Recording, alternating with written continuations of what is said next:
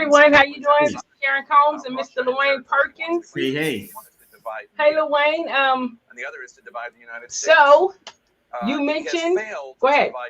Well, no, because I know my partner. So I mentioned there's so much going on in our world, our space, and tonight is the State of the Union that our president's going to be delivering. And I know this is not a necessarily political platform, but politics we do interact with every day. So I appreciate the opportunity that we can stay truly engaged on this live platform as we talk about emotional intelligence, and still keep our audience keenly attuned to the environment. State of the Union in 19. All right. Well, listen, I'm with it. Let's what's going on right now is I know one of our panelists is not feeling well tonight. We have another one on, and so we are going to talk about some things. And you know what? We're talking about EQ, which is emotional intelligence. But what you're saying was what's going on in our world. It requires emotional intelligence as well. And so we're actually able to see on a larger scale what happens. And so Candice Kaufmann is with us tonight. I'm excited about that. And she is willing. She said, let's go with it. You know, she's used to having to pivot and move on a swivel and do different things within sterile processing anyway. And so, yeah, she's game. You're game. I'm game. Hey, Arlene, how are you doing? Hey, Arlene. So once President Biden starts speaking, let's go ahead and let's listen to that, and maybe we can talk about it as it's going on. I like that a lot. I like that a lot. You know, we'll get to see how emotional intelligence plays out, right? Because it's on the shortest definition, it's that balance of being having empathy and having that cognitive ability to understand what empathy is and how you apply it. So I know on a personal level, you know, what's going on in Ukraine is a big deal. So my heart goes out to all victims of war.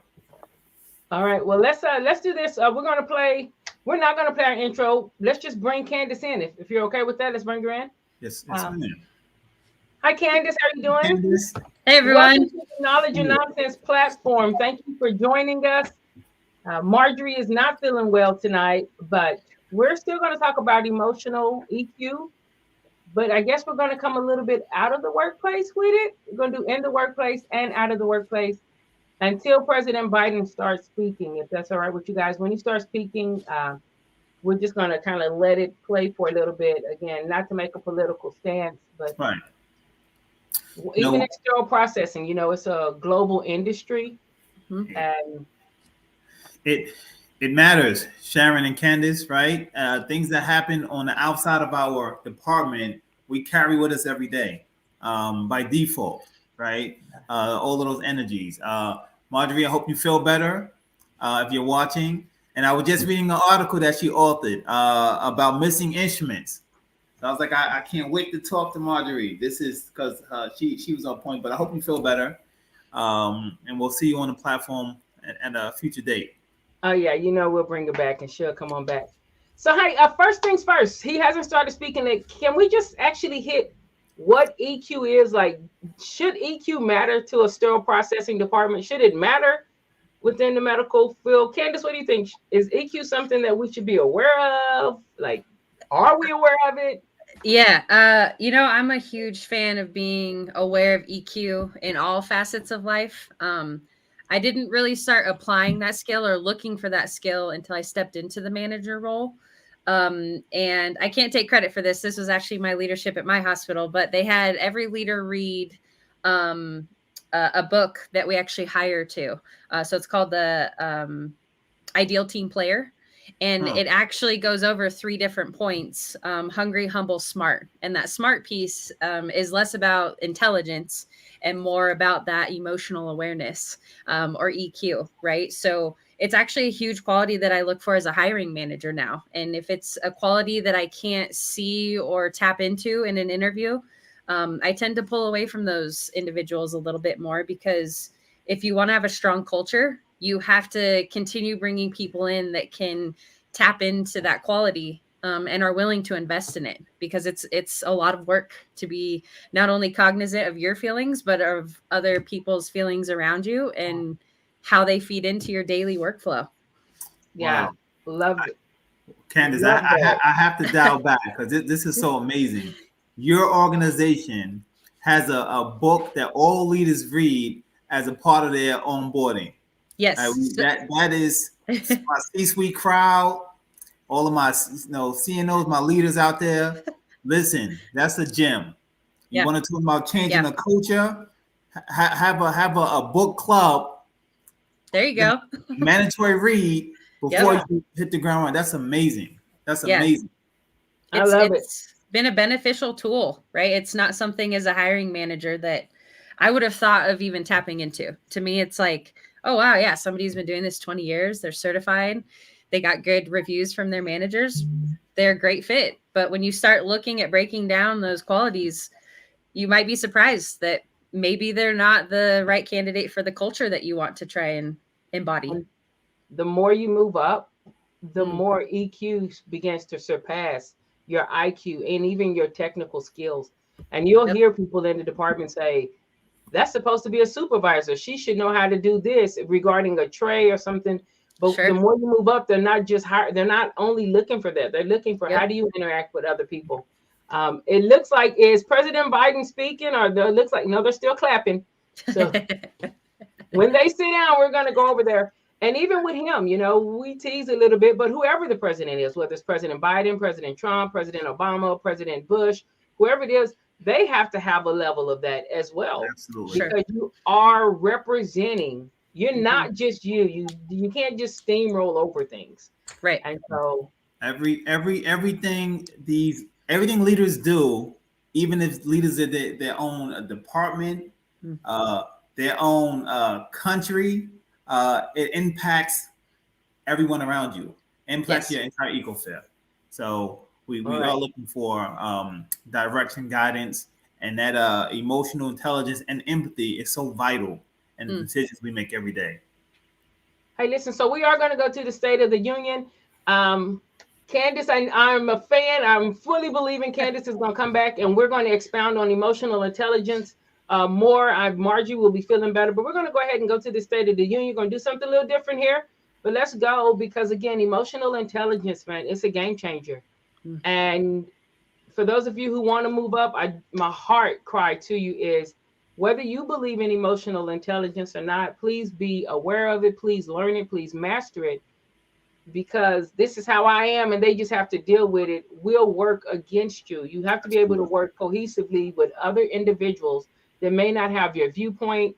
They may not even understand the position you're in, and emotional intelligence helps us all be able to come in with that awareness and presence without just being mean to other people or dismissive. Not even mean, but being dismissive of someone else's opinion, thoughts, their presence. Yeah. Right. So they're still clapping. Okay, so while they're still clapping, listen, man. Okay, so I wanted to come back out. It's about 8:30. I was like, I could tell we have some people coming, so we want to kind of give them some things. So bottom up and middle out, not top down.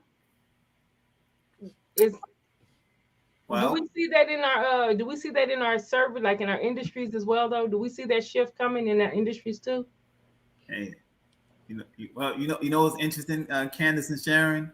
When I hear that, I'm like, okay, we're building investing in these wonderful operating rooms, attracting new physicians from this young talent from multiple areas. And in many cases, not all, but in many cases, we forget to invest in that bottom level of fantastic ability in sterile processing. So now all this volume is hitting us, and we just struggling to keep stay abreast. So when I hear that type of investment strategy, it has to be a whole body approach, right? You got to look at the foundation. So it's interesting how you can take what we just saw, Sharon, and incorporate it into other parts of our reality.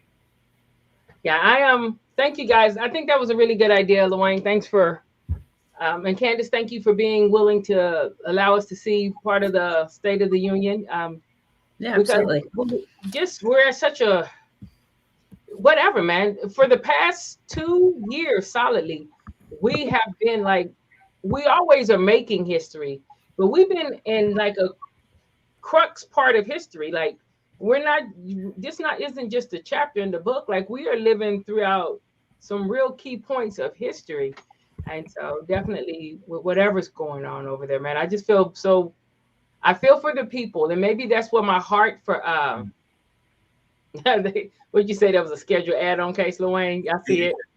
But my heart, man, my heart just feels for the people, because again, these are decisions and leaders make the decisions, but sometimes the people who carry out the decisions the leaders make oftentimes are people who, again, just kind of want to go home, trying to make a living for their family, you know, their kids, their dogs, their cats, just, and they're happy with the simple living. And you know, there are going to be a lot of people's lives who will be lost, even right now, and have been lost, who really would have been happy just to come home to a, you know, to dinner and watch things with their family.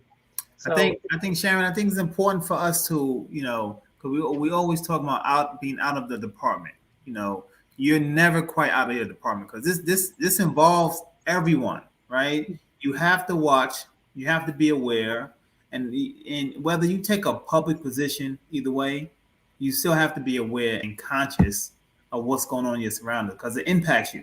You know, everything. You know, United States. This leader, our president, is leader of the free world. Yes, he's our president for this country, but what I've learned during this whole ordeal with sanctions, I learned some new terminology. I didn't know what the SWIFT bank was. I'm like, what is this? How is there so much power, Candice, that you can put sanctions on not on a person, but on an entire banking system? Right. Like, it's just mind-boggling. So, well, it's been interesting too. I mean, you know, like Sharon alluded to, you can apply these same, you know, ideas and perspectives in the department, out of the department. And the unique thing is that it's everything in our world right now. It's almost like our hands have been forced, right? Nobody planned for a pandemic. Nobody was planning for all of this to happen overseas. A lot of us don't plan on a daily basis for things to go sideways in sterile processing. And it's how we respond. So the challenging part, you tie this back into emotional intelligence, right? Is when you're constantly being pulled in so many directions and your emotions are astray and you're just exhausted in every facet of everything right now. This is a new normal that is challenging to navigate. So it's one of those things where if you're having a hard time, so is the person next to you, whether you're at work or at the grocery store. So we have to find the human in each other and keep pressing on. Can we lean in there for just a minute? I'll let y'all, way to go. Way to just, that is what SPD can do right there. In and out, That's make it happen. How you doing? Let's lean in there for just a bit, because people are tired from the pandemic. In SPD, you know, a lot of standalone hospitals are losing people to the traveling world. A lot of travelers are actually finding out, hey, wait a minute, this isn't what I expected it to be. So it's a lot of stuff going on. But so people are tired. Yeah. And I'm not just saying physically tired. And when you're tired, what comes out of you is whatever's left after everything else is gone, you know?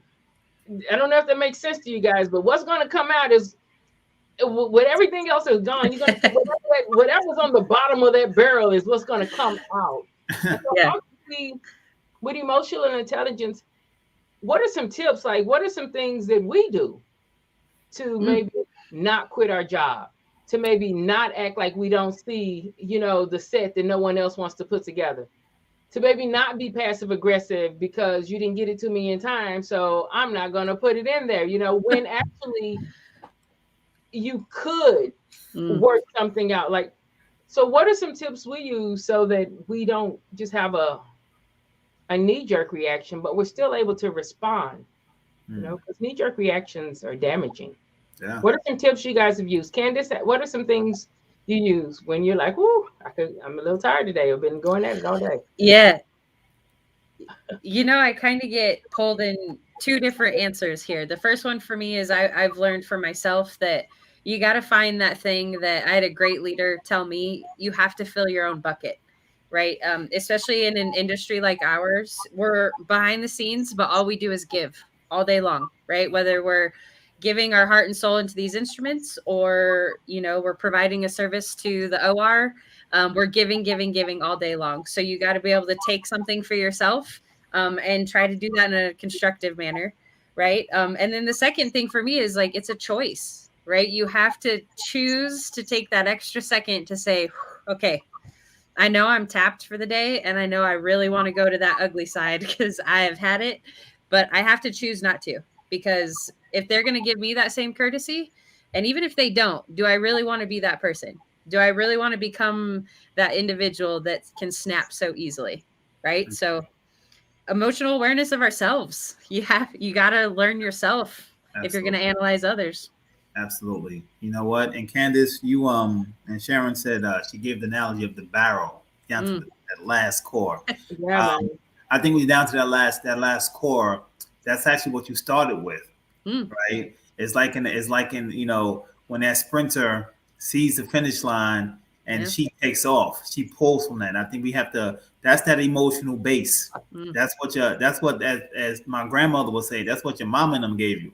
You know, that's what you defer back to. But I think one tool that I begin to pay close attention to is a term I learned called competitive listening. You know, amongst our leaders. And if you're listening to compete and not being a passionate listener, you really can't gauge someone's emotional fortitude. You know, you just take advantage that it's 5 o'clock and you're rushing home. You know, instead of understanding what is your team rushing home to, what are they taking with them, what are they leaving behind. So I urge all, not just leaders, all healthcare workers to really, you know, dig back into that base and have some empathy. Truly have some empathy for those around you, for the patients, you know, folks in your environment. Sure. All right. Since we only have about 20 minutes left, let's go ahead and give our listeners, hey guys, thanks for joining us. Please share this video. Let's go ahead and let's do some rapid fire, because we are going to come back and we're going to talk about EQ in the workplace. We are going to redo this segment when it's not a war going on and it's not a State of the Union address, and because we needed to hear that. But how about let's talk about EQ when you're called into the room. When you're called into the room because they can't find what they need and it's right there on the back table and you see it, but you're called into the room and it's not a pleasant conversation. What can EQ look like there? Luane, you go first. I'll take it. It can look like, well, one, you know why you're going to the room. You know, it's rare. I've never seen this happen. It's rare that you go into the room for someone to say, Luane, we want to thank you on behalf of the operating room for all the things that several processes are doing, right? That hasn't been our norm. Maybe we can change that this year, but that hasn't been a norm. You go into the room, there's an issue. This issue has a trickle effect. It may be the service tech identified a missing instrument, or they call for the wrong instrument. The first assistant is flagging to the surgeon, hey, something's wrong. Look at the service tech. Service tech looking at the charge nurse. Charge nurse is sweating. Call SPD. So now you walk in. The light's on you. Compassionate. You have to exhibit compassion and ownership. You know, you have to have ownership, whether it's yours or not. You may not have been the tech, the supervisor on the shift. It may not even be your trade. The ownership may squarely be flat out the result of our customer sending down the wrong pick ticket or putting the wrong code on the preference card. You have to own it. You can talk about it later. In the meantime, own it. You want your team to be empowered to do what they do best and save a life. Okay, so I'm going to push back just a little bit. All right, I'm pushing back because both of you are in leadership. But again, I always want to hit individuals who are coming into leadership. Like you said, you know, what your mom and them gave you. I get that. My mom and them gave me some okay stuff, but we all have different zip codes and everybody's mom and them didn't give them the same thing. So I'm going to push back a little bit. You're saying own it. But why would I own something that's not my fault? And so this is what I'm saying, like with emotional intelligence, can you all help me connect Can we help? Can we just talk about how that connects? Why would that be emotional intelligence for me to own it? It's not my fault you didn't put it on the pig ticket. You always talk crazy to me. You own it, so I'm going to push back a little bit. Well, I'm not saying it's the right way. I'm just saying, can we just be real? Knowledge and nonsense. We know people. Hey, you own it. Not time and place, right? Because while remember we spoke about emotional sympathy and cognitive ability. So that's the coefficient. Smart and empathetic. Not the time and place to have that dialogue while a patient is waiting to be treated. Now, if it's the break room or meeting, we can get to the root cause analysis of what really happened. But in that moment, in that place, in that spot of healing, you want to get them what they need as quickly as possible, change the dynamic of that energy, and get out the way. Okay. You have any feedback there? Yeah, I got to agree with that one. This is something that I really try to drive home for my technicians. And I lead by example, right? So I love to bring them to the room with me when I interact with the physician so they can see, I didn't put the tray up, right? that is not my place. It's rare that, these days I actually get my hands on a tray because I'm pulled in so many other different directions. But at the end of the day, it's my job to not only own it on behalf of the department, but then even take it a step further and reassure, right? And bring that sense of calm of like, hey, listen, it's very easy for them to escalate when they're frustrated and it turns into, you forgot an indicator in a tray and now all of a sudden everything SPD does is wrong. And it's bringing that sense of calm and saying, okay, listen, I understand your frustrations, right? But, the reality is that it was an honest mistake, that my team is, knowledgeable, they're certified, they're competent, they work very hard, they're diligent. And at the end of the day, we're still humans. So we made an error. That's our bad. We're going to do better next time. But I can assure you that going forward, this technician will be educated, right? So that level of, hey, listen, we're still human beings. We're still going to make mistakes, but this is about the patient. So let's make it about the patient and let's do it right. Excellent. Hey, Candice, you are my hero tonight. I appreciate that. When and I like to use some examples, because that's how I learn. It's not we can never reduce what we do in healthcare. Period. Everyone knows if you don't know an SPD technician, you need to reinvest in your friendship circle. Period. Agreed. It's like I pull up the Starbucks and I know I asked for a vanilla latte.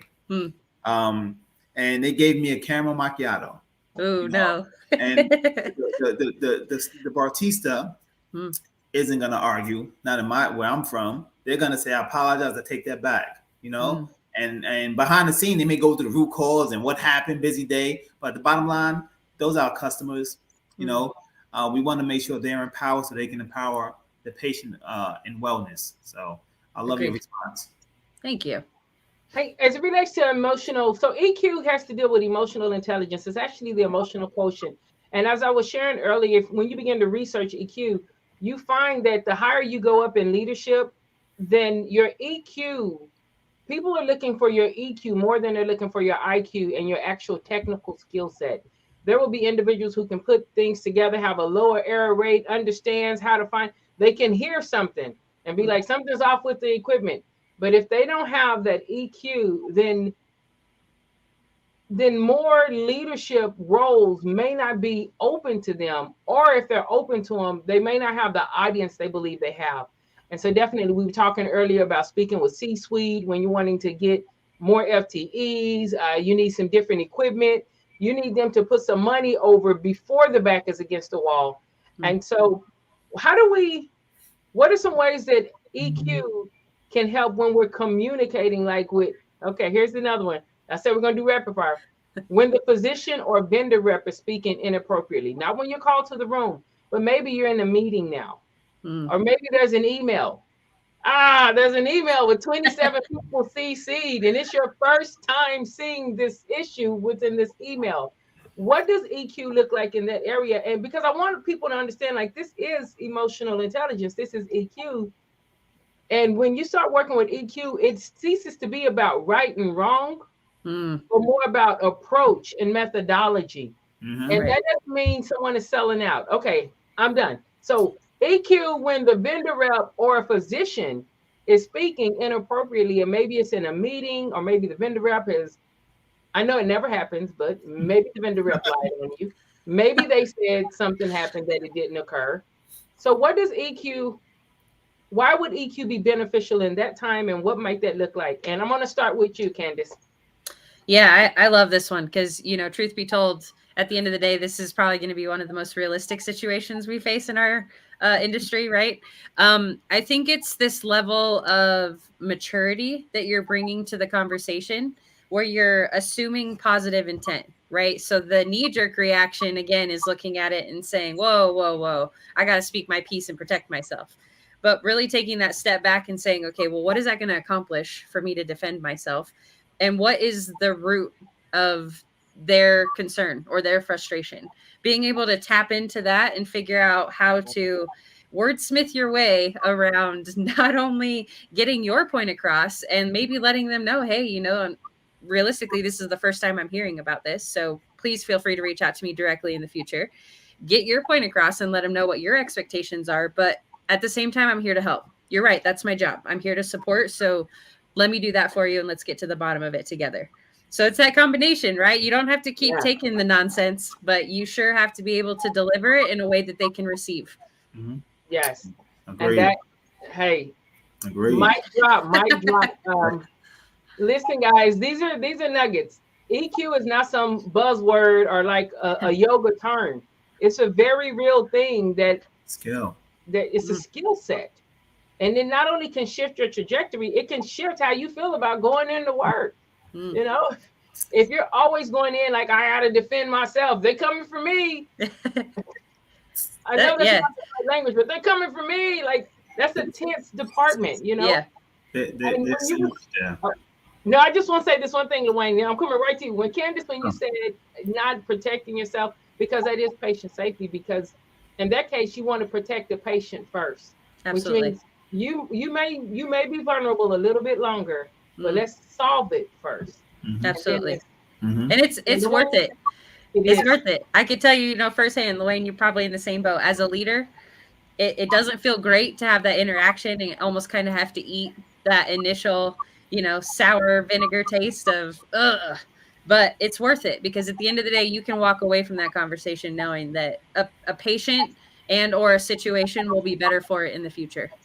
Yeah. You can win and won at the same time. Absolutely. You take the L now, but you won down the road because you established that relationship.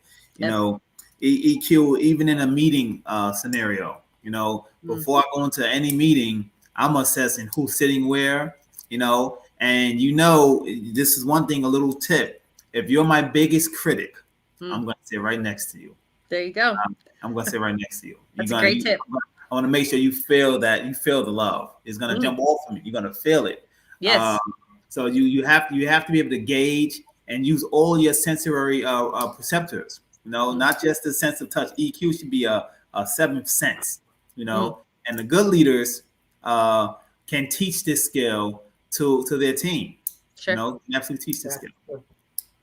All right, I have one more question. I definitely want to go over this quote that Becca has put up. And Rebecca, I cannot wait for you to come on. Maybe because we're going to redo this show without the State of the Union and hopefully without a war going on. I mean, like, it's 2022. We have a physical war going on, not a skirmish, but a real war. Right. I'll let that go for right now. But Rebecca, I would love for you to come on and be a part of this conversation about emotional intelligence. But she puts, there are certain emotions that will kill your drive, frustration, and confusion. This is one of her favorite quotes. You can change these to a positive force.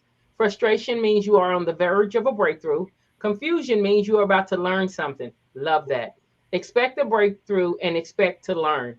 I love that. That's Kathleen Spike, Master Certified Coach. I love that quote. I've never heard it, but I love that quote. Lorraine says, patient is always center focused. Yes, those are things that help us with emotional intelligence. So yeah, I wanted to ask this one more question, but let's do a quick commercial break first, and then I'll come back with the question. Okay. And then maybe I'll hush and just let y'all talk. Because see, the time is up and we're in it now. Yes. EQ is the way to go.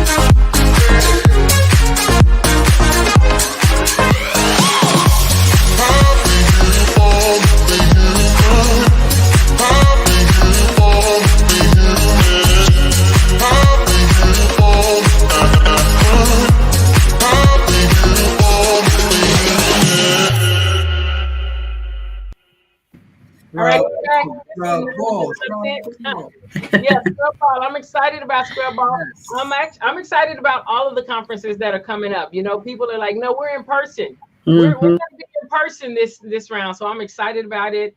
I'm going to definitely try to get to Michigan. There's one coming up in October. Of course, April. I hope to see some of your smiling faces in April and June. Yeah, Scrub Ball. Love it and excited about it. Yes. So, emotional intelligence. Please help. Not help.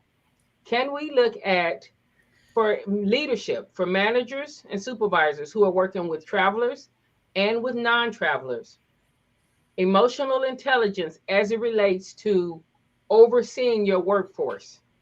Now, this is a hard question.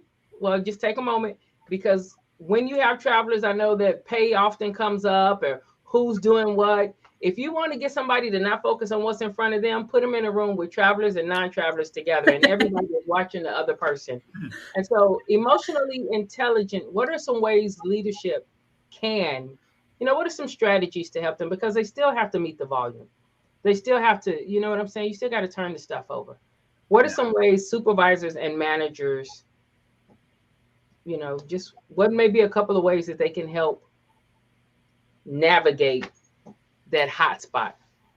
I'll start with you, Luane. Now give Candice some time to. Hey, I'll take it. I think it's important for leaders to be inclusive, right? Before you bring travelers or a guest into your home, have a conversation with the residents. Let them know why. What was the root? Here's the cause. What are you hoping to get out of it? Here's the impact. It may even be beneficial to have some peer interviews. Allow the people to actually do the job to tell you if Luane's going to be a good tech, or if he or she may be a good fit. So inclusive leadership is about building blocks, right, amongst your team. That's good, Luane. I've never thought of that like that. To include the permanent individuals in, so you can see what's coming into your department. Yeah. Wow. Yeah. Candice? I love that, Luane. I always love having this level of transparency that I would have appreciated as a tech myself, because we don't get exposed to a lot of that behind the scenes stuff.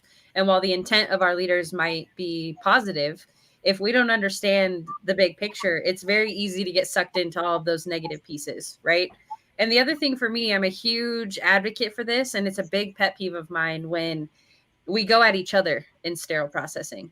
Like, listen, we're all on the same team here. If we can't get along, if we can't figure it out, if we can't stand up for one another, whether you're a traveler or a full-time employee, how the heck are we going to get anybody else to give us that same respect? You know what I mean? Like, and right now they're a temporary part of our family. So do we want the help or do we not want the help? Y'all said you wanted the help, so they're here. Don't be mad at them because they went and hustled for the money, right? Like that's above us, and that's a fight that we can fight together by doing better in sterile processing, right?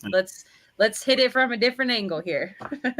Well, my gosh, where's DS when I need him? That we need a full-on mic drop right there. Yes, I feel the same way. Like sometimes we waste so much time and creative energy and probably solutions. 100%. A lot comes out of a round table, but if we are at each other at that round table, then it means so much. That's a victory. Yeah, it means so much. We can all win. You know, 100%. Like Candice said, you want the help or don't you? You know, you got to pick one. That's what it comes down to. Yep. You know? It comes down to. All right. Excellent. So listen, thank you guys so much. I heard some things in the State of the Union. I'm excited that they're, investing. Man, when the gentleman said that about all of the supplies are going to be made in America for the bridges, like I got excited about that, Yeah. It's a big deal. Yeah, it is. And like you said, assume best intentions. So I'm assuming the best intentions with that. That's a good idea. I would love to see it happen. And guys, join us again though regarding the emotional intelligence. Go ahead, Luane. It's a long-term investment, right? So leaders, although we're in the now, we always have to have our eye on what's going to happen 10 years from now, and some of us can't fathom what 10 years looks like. I couldn't. Before I knew it, I was 35 years old. Like, what happened to where did it go, right? So we have to have that forecasting ability, and don't be afraid to share. The power of people is just amazing. Just the power to have a face-to-face conversation. So just last year, we were missing that interaction, right? We were missing. Right. Now we have it. We're getting. It's coming back to a normal state. Appreciate it. Don't forget what just happened a few months ago, where we were. Right. So appreciate where we're going. Yeah, I appreciate it. I will be right there at HSPA. I'll be at Scrub Ball. Listen, if there's a gathering and they're like, we're in person, I'm like, can I come? Yes. SPD or not. Yes, exactly. The baby shower, I'm on my way. So, love it. Hey guys, so thanks so much. We will, like I said, we're going to do this emotional intelligence again. We're actually going to talk about what it is in depth, the awareness, not just awareness of you, but awareness of others, awareness of other people's emotions, like knowing when to respond, not feeling like you have to have the last word, to have the final say, like knowing what you want before you engage in something so that you're not distracted if something hurts your feelings a little bit. And now we're talking about something that was not the actual topic. So I'm excited to talk about the EQ and the SQ, what it looks like for engagement. It's a great tool. The fact that your company invests in you and makes you guys have that book study to learn about that. Listen, their insurance prices should go down because people are less stressed with this skill set. For sure. Really is. And so even as we're looking at Biden, whether you love Biden, hate Biden, love Putin, hate Putin, love Trump, hate Trump, whatever it is, know this: leadership is leadership. And the same mercy, grace, understanding, if you're looking at a leader like with a super tight rope and you are a leader and you don't have mercy for any other leaders,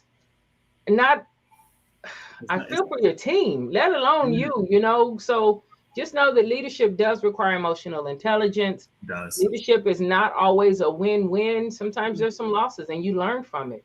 Yeah. And that's the benefit, that's the benefit of losing, right? The outcome should make you better. Right. It should make you, what if I would have done things a little differently? So we learned a lot. We touched a lot of topics tonight. This was fun. This was amazing. I'm hoping Rebecca can come on the show. I think we're going to expand the panel for the next go round to get more perspective. Because Candice, me, you, and Sharon, we can talk all night. Oh, easy. This is a lot of fun. And again, kudos to your organization for that's a big deal. It is. That's a really big deal. We want to hear that from more organizations. We want to hear from more SPD departments. Hey, no, listen, if you're a leader in this facility, these are some of the things. So I look forward to hearing that from more. Yeah, absolutely. Spread the word. Start it in SPD and let it work its way up. Yeah, right? From the bottom up this time. From the bottom up. Move out. Can you? I'm sorry. That's a direct investment. 100%. That's a direct investment. So before your paycheck, before your benefits, here's a piece of our culture that we want you to read, analyze, adopt, and incorporate into your lifestyle while you're taking this ride with us.